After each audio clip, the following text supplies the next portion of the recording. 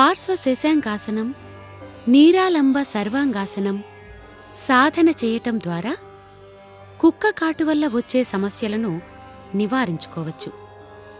నీరాలంబ సర్వాంగాసనం. ఈ ఆసనం సాధన చేయడానికి ముందుగా వెల్లకిల్లా పడుకోవాలి. తరువాత కాళ్ళు రెండింటినీ పైకెత్తుతూ 2 చేతుల సహాయంతో నడుమును పైకెత్తి నిటారుగా ఉంచాలి. ఇప్పుడు చేతులు రెండింటినీ పైకెత్తి 2 తొడలకు ఇరువైపులా ఉంచాలి. శ్వాస సాధారణంగానే తీసుకోవాలి.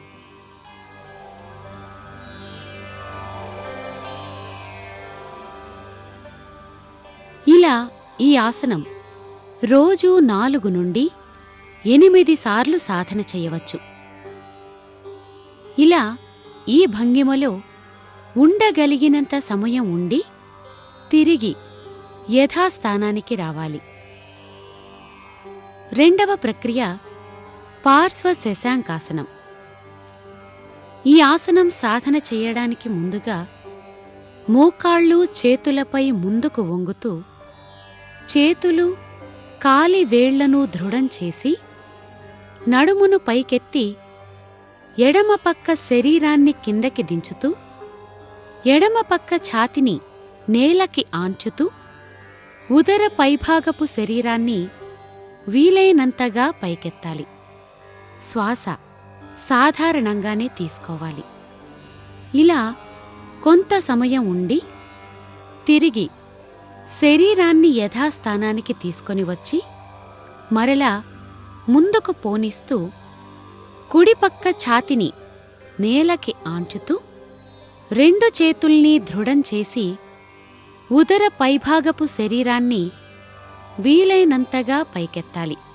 శ్వాస సాధారణంగానే తీసుకోవాలి.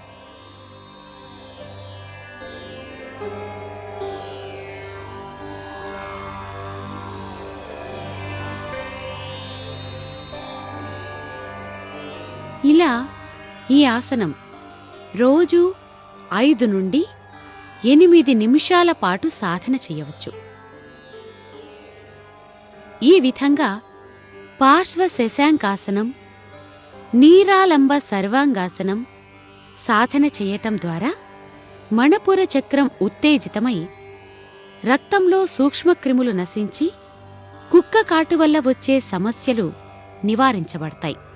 ఈ ప్రక్రియల తర్వాత ధ్యానం చేసి అమృత తుల్యాసనం వేయటం ద్వారా శరీరంలోని అన్ని అవయవాలకు విశ్రాంతి దొరుకుతుంది.